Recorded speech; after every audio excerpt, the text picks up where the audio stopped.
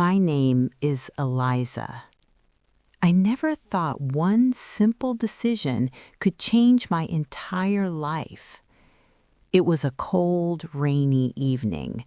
I was walking home from the library. The streets were empty.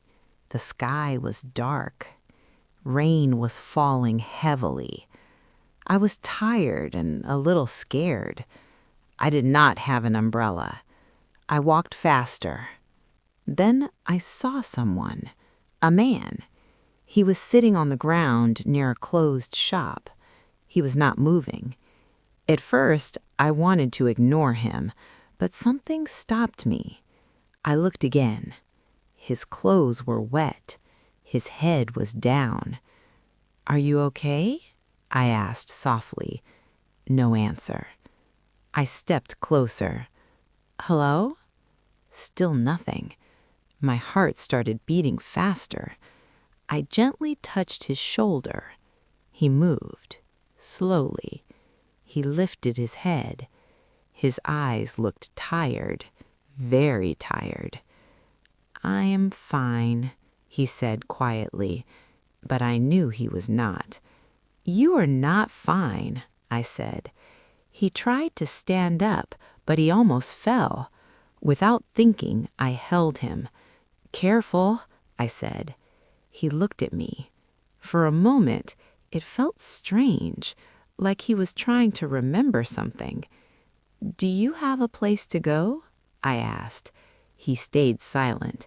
Then he said something unexpected. "I don't remember." I froze. "You don't remember what?" "My home, my name, anything." The rain got stronger. I looked around. No one was there, just me and him. That was the moment everything started. I did something crazy that night, something I never do. I took him home. I still don't know why. Maybe I felt sorry for him, or maybe something deeper. My apartment is small, warm, quiet. I gave him a towel. "You can sit here," I said. He looked around slowly, like everything was new to him. I made him tea. He held the cup carefully. "Thank you," he said. His voice was calm, too calm. "What do you remember?" I asked. He shook his head. "Nothing, except waking up in the rain." I felt uneasy. This was not normal. "What about your name?" He looked down. Then he said, "I don't know." Silence filled the room. "Then I will call you something," I said. He looked at me. "Daniel," I said. "I will call you Daniel." He nodded slowly. "Okay." That night, I gave him my couch. I went to my room, but I could not sleep. Something felt wrong, very wrong. Around 3 a.m., I heard a sound, soft footsteps, inside my apartment. My heart started racing. I got up slowly. I opened my door. Daniel was standing in the living room, in the dark, not moving, just standing. "Daniel?" I whispered. He turned his head slowly. "I couldn't sleep," he said, but his eyes, they looked different. The next morning felt strange, like nothing was normal anymore. I made breakfast. Daniel sat quietly, watching everything, watching me. "You can stay here for a few days until we figure things out," I said. He smiled slightly. "Thank you, Eliza." I froze. My heart skipped a beat. "How do you know my name?" He looked confused. "You told me." "No, I didn't." Silence. Heavy silence. He looked at me carefully. Then he said slowly, "It just came to my mind." I felt cold. That was not possible. I never told him my name. Never. I tried to stay calm. Maybe I forgot, I said, but inside, I knew something was wrong, very wrong. Later that day, I went to the kitchen. When I came back, Daniel was holding my notebook, my personal notebook. I never show it to anyone. "What are you doing?" I asked. He looked at me calmly. "You like writing at night. You always sit near the window." My hands started shaking. "How do you know that?" He smiled slightly, that same strange smile. "I don't know, but I feel like I have seen you before." That night, I could not relax. Daniel's words stayed in my mind. "I have seen you before," but that was impossible. I would remember him, I'm sure. That evening, I tried to act normal. We had dinner together. He was quiet, as always, but sometimes he looked at me in a strange way, like he was thinking deeply, like he knew something. After dinner, I sat on the couch. I opened my laptop. Daniel stood near the window, watching outside. Suddenly he spoke. "You don't like thunderstorms, right?" My body froze. Slowly, I looked at him. "How do you know that?" He did not turn around. He just said, "You close your eyes when you hear thunder." My heart started beating fast. That was true, but I never told him, not once. "Daniel, answer me." He turned slowly. His face was calm, too calm. "I don't know," he said. "It just feels familiar." That word again, familiar. Nothing about this was normal anymore. The next day, I decided to find answers. I could not ignore this anymore. While Daniel was in the shower, I looked through my old things, old boxes, old memories. I don't know what I was looking for, but something told me there's a connection. Then I found it, an old photo. My hands started shaking. In the picture, it was me, younger, maybe 5 years ago. I was standing in a park, smiling, but I was not alone. There was someone next to me, a boy. I looked closer. My heart stopped. It was him, Daniel. I dropped the photo. No, this is not possible. My mind was spinning. How? Why? Why don't I remember him? Suddenly, I heard the bathroom door open. My heart jumped. I quickly picked up the photo, but it was too late. Daniel was standing there, looking at me, looking at the photo. His face changed. For the first time, I saw fear in his eyes. Silence filled the room. Neither of us moved. I held the photo tightly.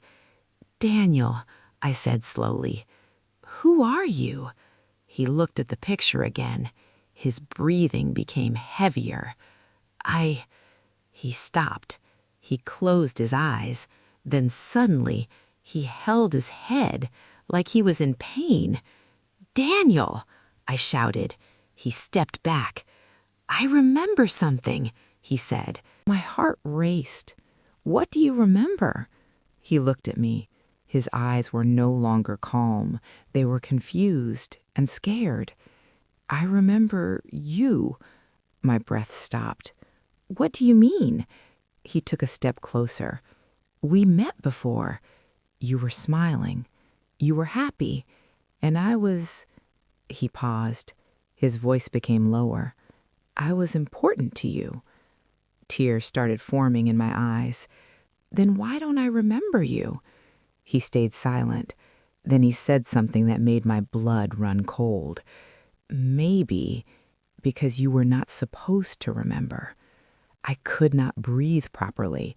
His words echoed in my mind. "You were not supposed to remember." What does that mean? I asked. My voice was shaking. Daniel looked at me for a long time. Then he said quietly, "There was an accident." My heart skipped a beat. "What accident?" He hesitated, like he was afraid to say it. "You fell," he said. "You hit your head." The room felt cold. "I don't remember that." "I know," he said softly, "because you lost your memory." I stepped back. "No, that's not true." But deep inside, something felt real. Something felt familiar.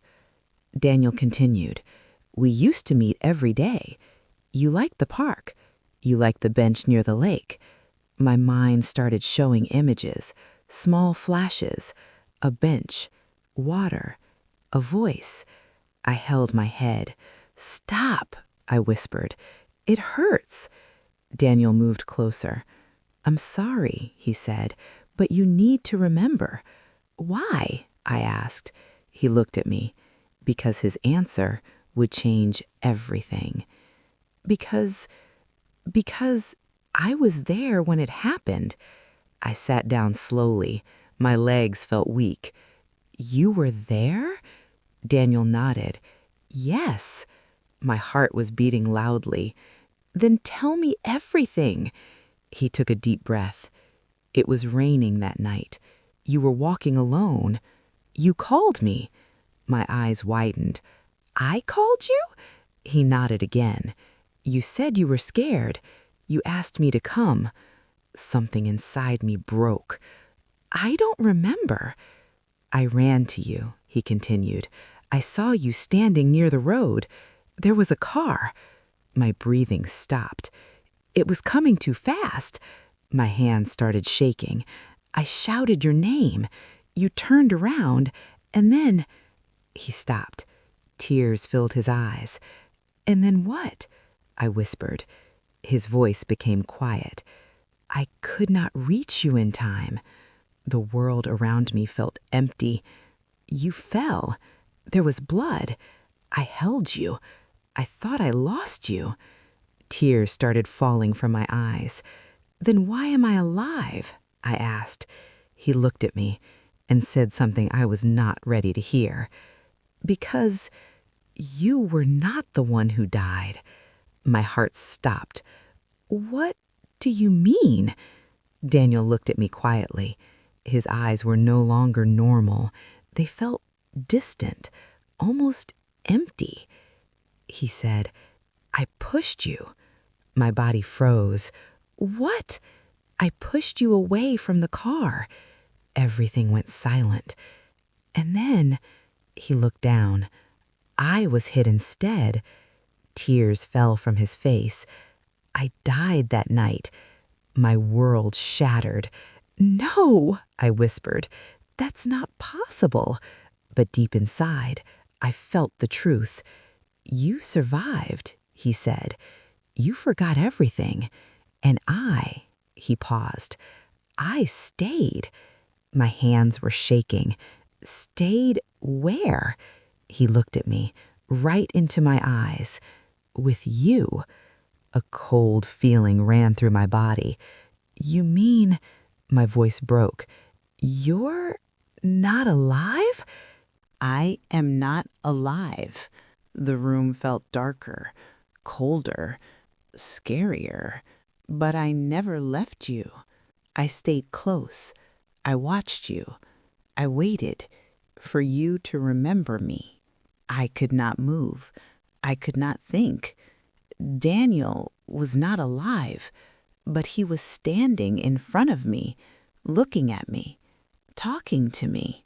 My heart was full of fear, but also something else, something warm, something familiar. "I should be scared of you," I said slowly. My voice was shaking. Daniel looked down. "I understand," he said quietly. "If you want me to leave, I will." Those words hurt more than anything. "Leave?" I whispered. "Yes," he said. "I don't want to scare you." Silence filled the room. I looked at him. at his face, at his eyes. They were not evil. They were not dark. They were kind. The same eyes from the photo. The same eyes that saved me. You stayed all this time for me? He nodded slowly. Yes. My chest felt heavy. You waited for me to remember? Yes. Tears filled my eyes. Alone? He smiled softly. I was never alone. I had you. My fear slowly disappeared, replaced by something deeper, something stronger. I took a step closer. I am not afraid of you, I said. Daniel looked at me surprised. You should be, he said. I shook my head. No, I should be thankful. My voice broke. You saved my life. Tears fell from my face, and I forgot you. Daniel stepped closer. It's okay, he said gently. You are here now. For the first time, I was not afraid anymore.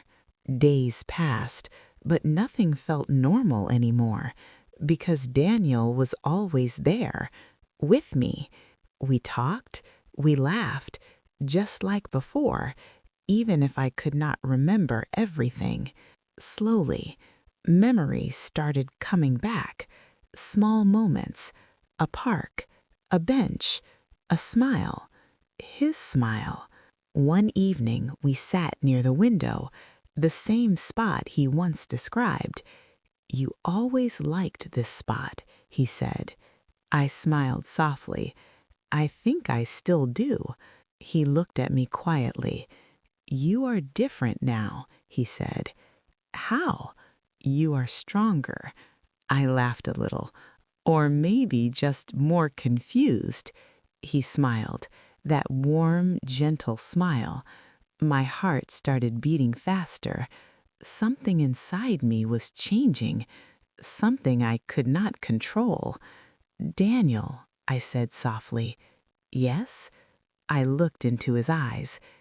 Did I love you before? He stayed silent.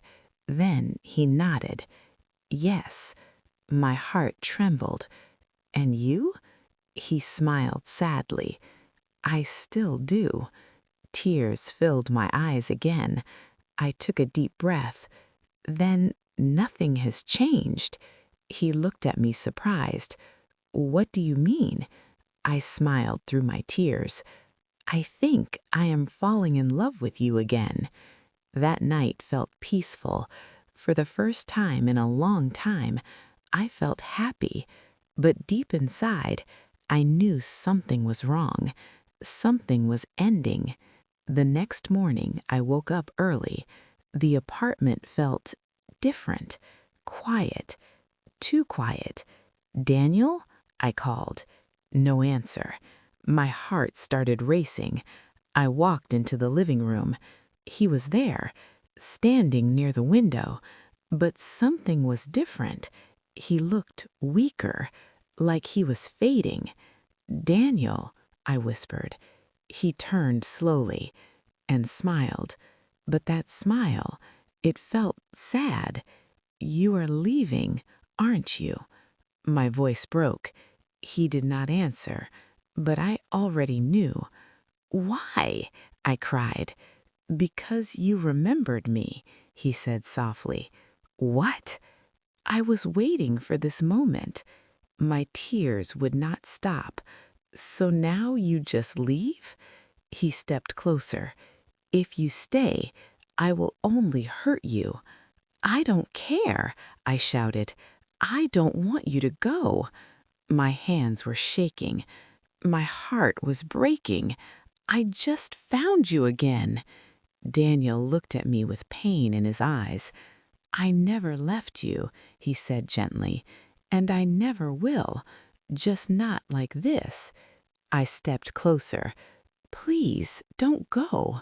He raised his hand slowly, like he wanted to touch my face, but he stopped.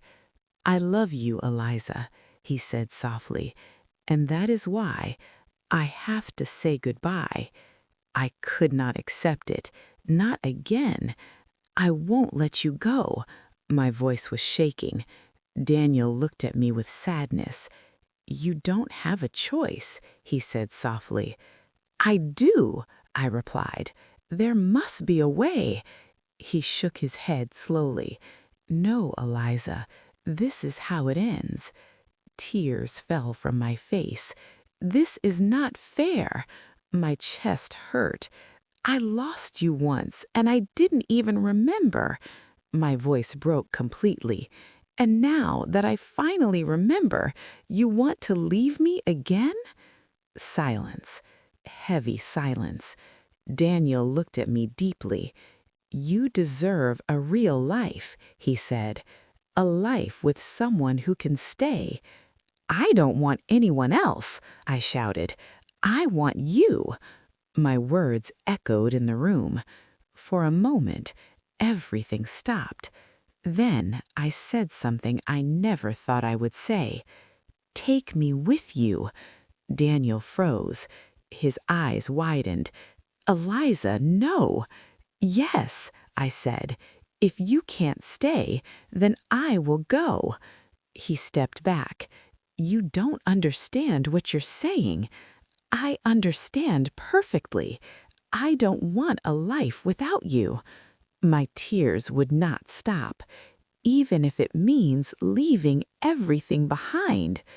Daniel looked at me, and for the first time, he looked afraid. The room felt colder than ever. Daniel was fading more now. His form was not as clear as before. Time was running out. You still have time, he said. You can forget me again. My heart stopped. What? He can make you forget everything, he said, just like before. My body froze. You will live a normal life, he said. You will be happy. You won't feel this pain. Tears rolled down my face. So I just lose you again? He looked down. Yes. Silence. The hardest silence of my life. I closed my eyes. I tried to imagine it. A life without him, without this pain, without these memories, but also without him. I opened my eyes. No, my voice was calm now, strong. I don't want to forget. Daniel looked at me. You will suffer, he said. I know. You will be alone. I know. You will miss me every day. Tears fell again. I already do. I took a step closer. I would rather feel this pain than live without remembering you. Daniel's eyes filled with emotion. You are stronger than before, he said softly. I smiled through my tears. No, I just love you more than before. Daniel stood in front of me, fading slowly, like light disappearing in darkness. I could feel it. This was the end. He stepped closer, closer than ever before. Thank you, he said softly, for remembering me. My heart was breaking. I will never forget you, I whispered. He smiled, that same warm smile, the one I fell in love with. Then something impossible happened. For a brief moment, I felt his hand, warm, real, on my cheek. Tears fell from my eyes. I love you, Daniel. His voice came one last time. I love you too, Eliza. And then he was gone, just like that. Silence, empty space, but not empty inside me. Days passed, then weeks, then months. Life continued, but I was not the same anymore. Every night I sat near the window, the same place, looking outside. Sometimes, When the wind is quiet, I feel something, a presence, soft, warm, like someone is still there, watching over me, not in fear, but in love. I smile softly because I know the truth now. Some people never really leave. That night, I did not lose him again. I kept him in my heart forever.